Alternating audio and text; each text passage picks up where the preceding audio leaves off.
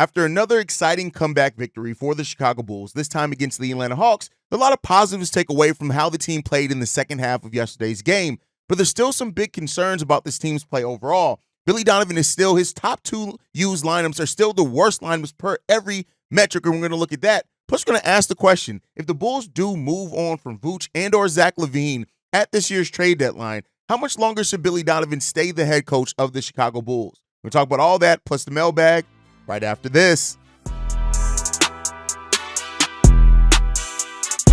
You are now tuned in to Chicago Bulls Central, your number one place for all Chicago Bulls news and content. What's going on, Bulls fans? Welcome to another episode of Chicago Bulls Central, your number one spot for everything Chicago Bulls related. I'm the host there, Haize, but more importantly, you guys can follow the channel at Bulls Central Pod on every social media platform we happen to be on. With that said, let's go ahead and get into this content for today, y'all, man. And I want to just start off with this, man. There was a really exciting game yesterday against the Atlanta Hawks. Nothing could take anything away from that. When you look at how this team played together in the second half of this game, it was nothing but exciting. You know, of course, when you look at the fact that the Bulls got out to another almost 20-point deficit against the Atlanta Hawks, yeah, that sucks, right? And the Bulls have continued to be the comeback kings in the NBA so far. Out of the Bulls' 4 wins on the season, 3 of those have been coming back from double-digit deficits. All 3 of them would have been 20 points if the Atlanta Hawks pushed it to 20, but they only got as high as 18. That's a big part of, why there's questions about the sustainability around this team. Now, they were facing the Hawks. Both teams were top 3 in pace coming into the year and top 8 in points per game. So it was always kind of on paper shaped up to be this exciting, high-scoring game, and it was exactly that, right?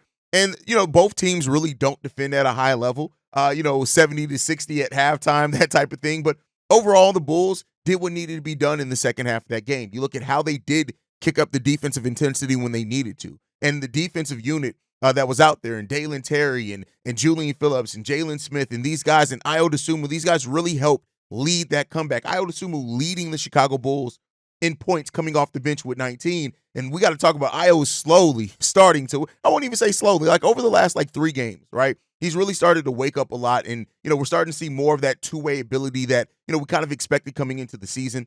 With him being, his role changing yet again this season, which it's changed every year that he's been a Chicago Bull. Maybe there was an adapting period there. How does he fill out? And then he was starting for a little while Zach LaVine was down. But Ayo's now gotten his shooting up to 42%. He's still only 21% from three-point range. But when you look at the fact he started off at 12%, he's really starting to increase that as well. He's at 11 points per game, basically shipping in 5 rebounds, 4 assists, and the defense has been solid even when his offense wasn't good. So, Ayo's waking up here, and now he's averaging 28.5 minutes per game. I think that definitely helps as well. And you just want to see Ayo continually step up, and if he does, listen, it's going to be a big season for Ayo Dosunmu and a big role for Ayo Dosunmu. So really good to see there. Love to see Ayo. Julian Phillips with 10 points, giving some really good defensive rotations in this game as well. Jalen Smith, Dalen Terry, these guys made impact on the defensive side of the ball. 8 players in double figures, all 5 of your starters in double figures. Zach LaVine, 18 points, but 7 assists as well, really contributing and still playing within the team framework of the game. Kobe White scores 11 points in the fourth quarter of the game, right? Out of his 18, he woke up. He also chips in 5 assists. You got, of course, the double-double from Nikola Vucevic at 18 and 12, right? So this team played a total team game, and that's one of the best aspects of this win against the Atlanta Hawks, is that it was a team effort. Everyone contributed to this win for the Chicago Bulls yesterday, and the bench unit just changed that energy so much. And I saw some of the criticisms from fans saying things like, well, he pulled the bench unit out after we got the lead, and I think that's because they expounded so much energy to help the Bulls maintain that it was, you got to sit guys at some point, right? So a 35-point fourth quarter by the Bulls. They only gave up 15 points. That was a big reason in why they were able to win this game. And so you just got to love it. But as I do with everything, I talk about things from both sides, right? And there's still some big concerns, and they were evident in this game as well, right? The Bulls starting lineup has been the Bulls' worst unit by far. Worst. It's been the most used lineup, naturally, by their being their starters. But they also have, they have the worst net rating of negative 16.8, right? They have the worst offensive rating at 93.2, and they're the second worst effective field goal shooting percentage unit at 46.7 And true shooting percentage at 52. 52 true shooting percentage. It's bad, right? And when you look at the Bulls and the way that they're trying to play, right, they want to be this up-tempo offense that scores a lot of points and shoots a lot of threes. And that starting lineup just isn't doing that. And they're definitely not bringing it on the defensive side of the ball. But then what highlights that is the second most used lineup, which is Ayo Dosunmu, Kobe White, Josh Giddey, Patrick Williams, and Nikola Vucevic. That's the second most used lineup by Billy Donovan. And outside of that, they're negative 37 in plus minus across the games that they've played.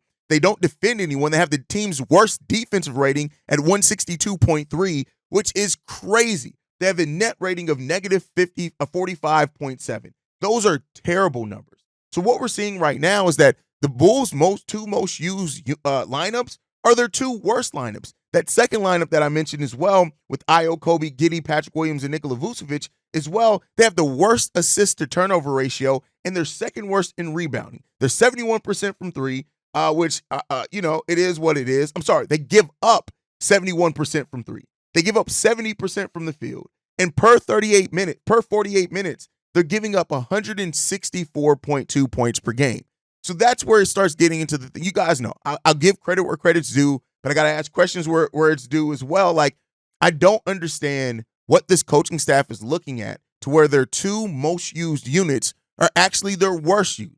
Now, it's just bad lineups. And so when you have this team that we know that the defense, we can't stop the bleeding defensively in some games, which contributed to the Bulls getting down by double digits in this game, but we still are doubling down on the worst units that we have. Now, maybe there's a part of it where the coaching staff is like, we want to give these guys time to really acclimate. We want to give them time to figure it out. But so far, it's just that it's not working, right?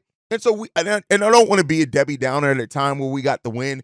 We got the post-game show up from last night's game. So if you want to just live off the vibes of the win last night, go and watch that post-game show. Nothing but good vibes in that one. But we got to be analytical as well, right? We can't let the highs or a win make us ignore some of the things that's there, right? And goes back to what I did in 2021-22 or 2021 when we first got Lonzo Ball and everybody was riding high. We're number one in the East. And I was looking at the metrics like, I don't know if we can maintain this, right? Like, it is what it is. But as a head coach, right, the job is to manage lineups. The job is to manage the rotations. And Billy Donovan did a pretty good job of that last night. I want to be clear here. But we got to really start eventually looking at if winning is the goal and we want to win, we got to look at how and where we're using players. And so far, our two worst lineups are the two most used. And that's just not a recipe for success. That's a recipe if you're trying, and it could just very well be Billy Donovan really wants these guys out there on the court. He really wants to see what these two units can bring on the court because of the mix of offense and defense theoretically, right? Especially in that second unit with having Ayo and Patrick Williams out there together. But it's just not working out right now. And it's giving the Bulls and it's helping contribute to the Bulls being down double-digit deficits when so much of your minutes is given to two lineups that just have not worked out for you, right? So it's just something to keep an eye out, keep looking at as we go forth into the season, and we'll see how it develops. But like I said, now get back into the positivity before we talk a little bit about Billy Donovan. It was really good to watch that win. It was good how everybody contributed to that win. And the Bulls need to play more like that. And I think a better balance, whether it comes from striking, upsetting some people or whatever else. A lot of Bulls fans asking themselves, like, why is Josh Giddey only playing 25 minutes? Why was he sitting down at a time period where the team was going on a run and things like that?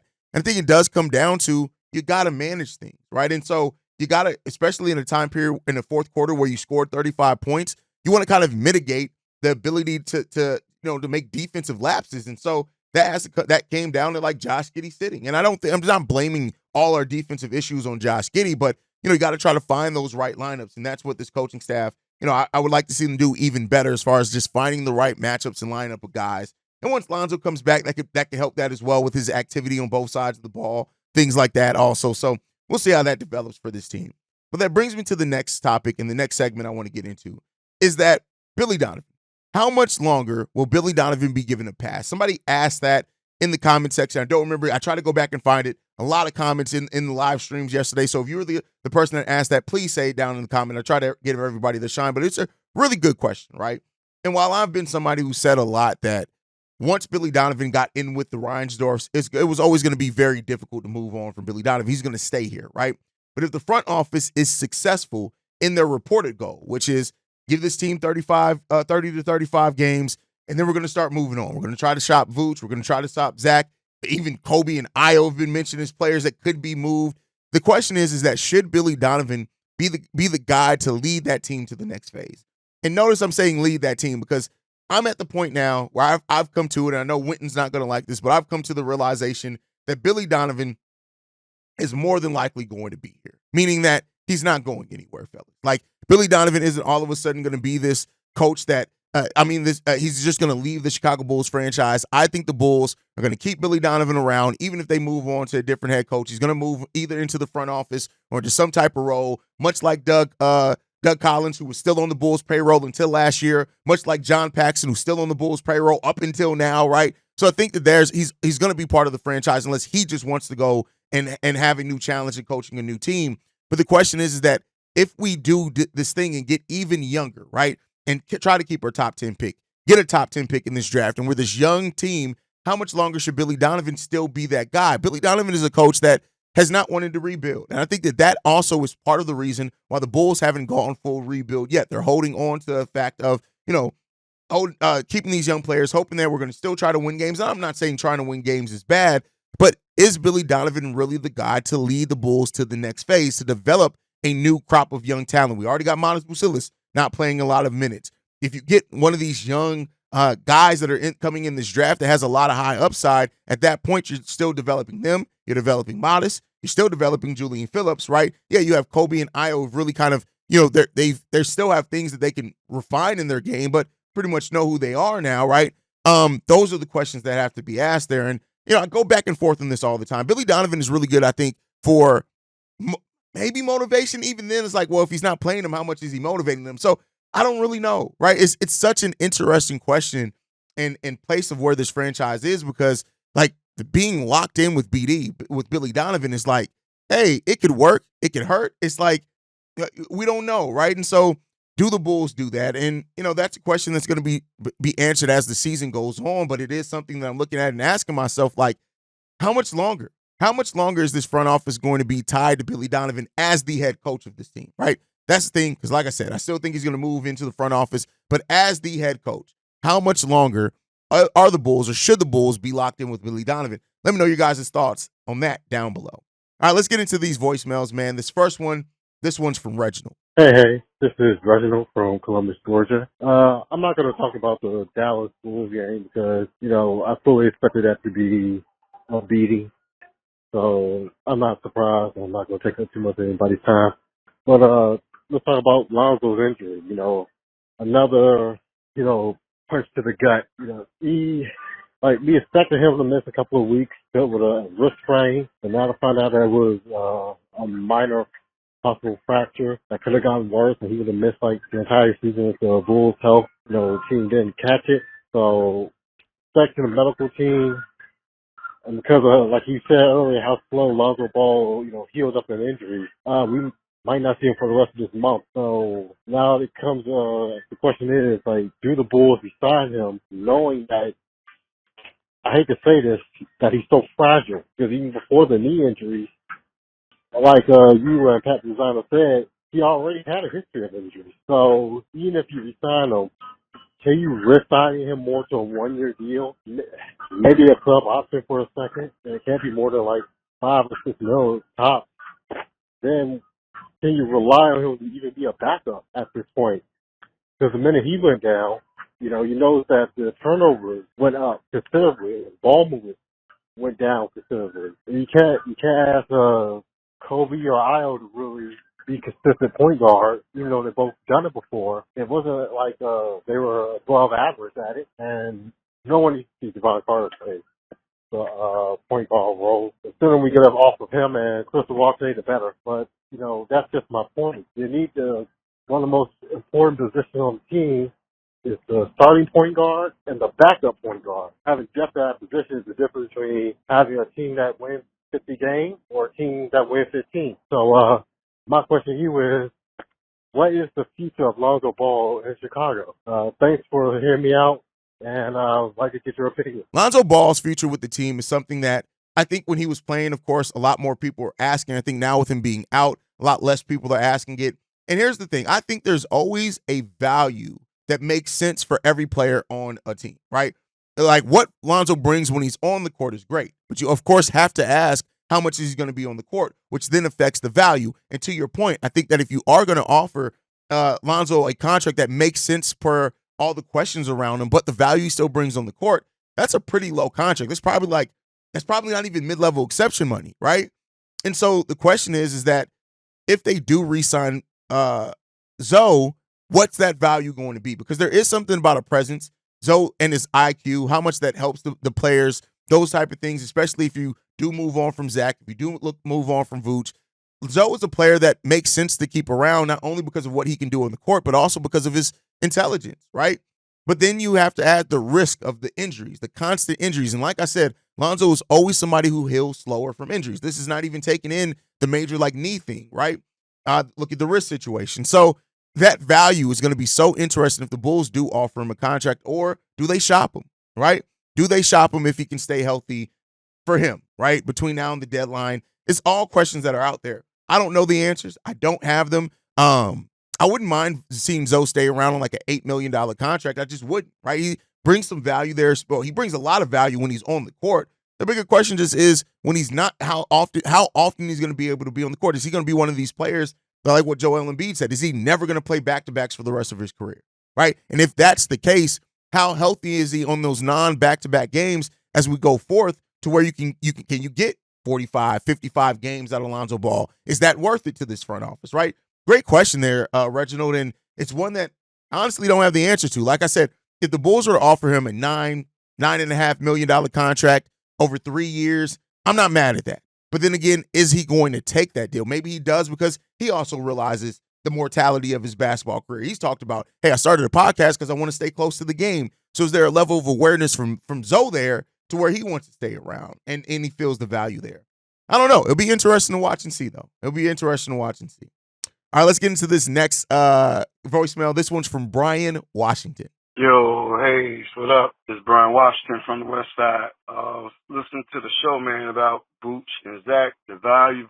Vooch is playing all-star basketball right now. I think his value is probably a little higher than Zach. And I think teams probably want to get Vooch instead. See, teams know Vooch can't play defense, but a defensive team like Miami or somebody, they don't care about that because they team play team defense and they have a defensive system. You know what I'm saying? So I don't think Vooch defense would be a problem. I think a lot of teams seeing the way he's playing now, they'll want Vooch.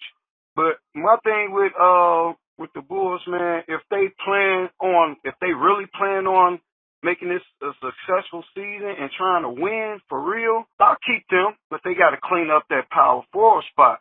I like our young guys, but man, somebody has to step up and play like a real power forward.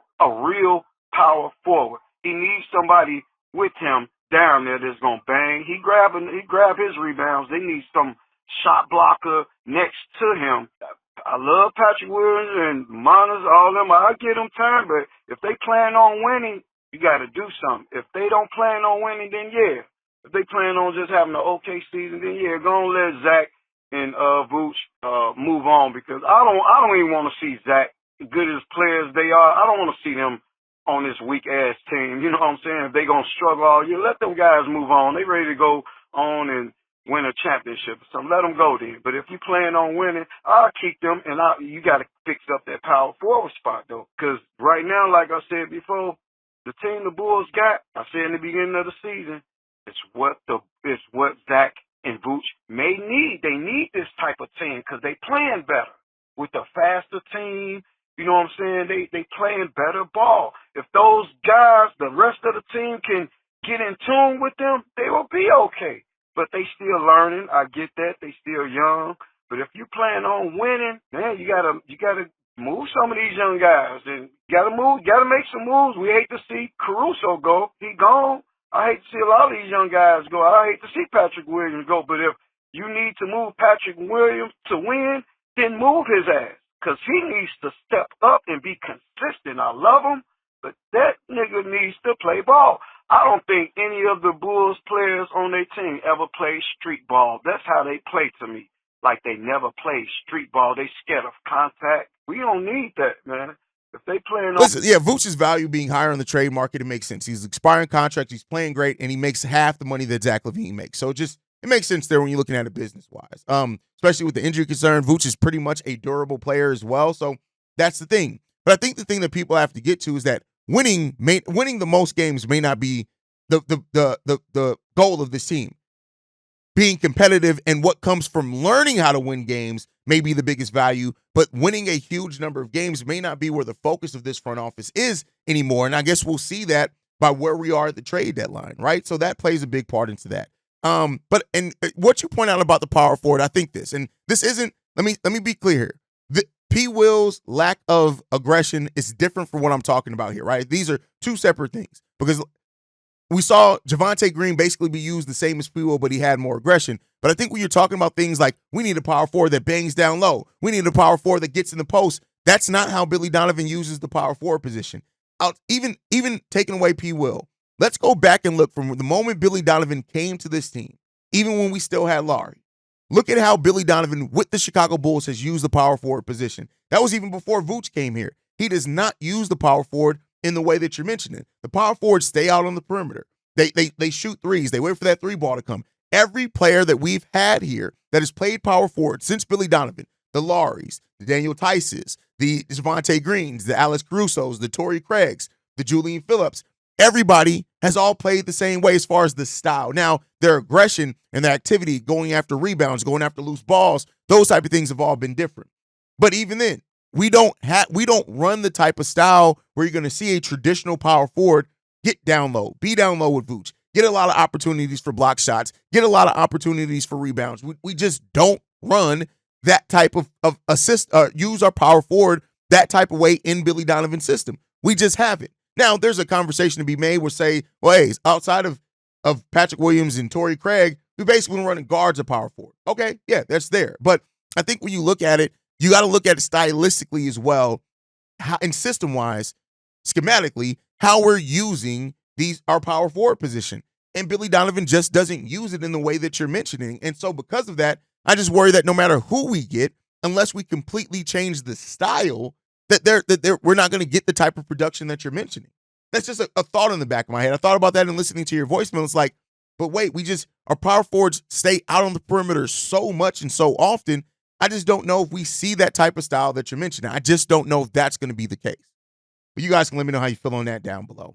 All right, let's get into this next voicemail. This one is from Shay. What's up, Haize? It's Shay. Look, man, I know you've been going back and forth on should we be trading Vooch or should we be trading Vooch or Zach, or should we keep him or not? And I'm here to say, man, look, we already missed out 2 years ago, and we already missed out on last year. If the right situation comes, you got to make that move, especially on Vooch. Look, man, after this DeMar DeRozan situation, you don't want to mess around and find out, bruh. Think about it. I mean, even though we got a couple of second-round picks for DeMar, still, even if they offer you 3 second-round picks for Vooch, you might want to take that because, hey, man, 34, 35-year-old, man, especially he a big man on top of that, he ain't necessarily in his prime no more, bro. And as for Zach, dude in his prime right now. And he would do good for a team that is trying to win now. Now, look, I'm not saying tank. I still believe we should try to win games because, hey, if you want to build a culture, you build that by at least winning on a consistent basis. But on a real note, you got to strike while the iron is hot. Especially if you know that Vooch is on the last years of his contract and the age he's at now. You don't want the same thing to happen to you 2 years ago where you could have had something for Zach LaVine, but you chose not to strike while the iron is hot. And you don't want what happened to DeMar this last probably season where you got to do a 3-team trade to try to get something for Vooch.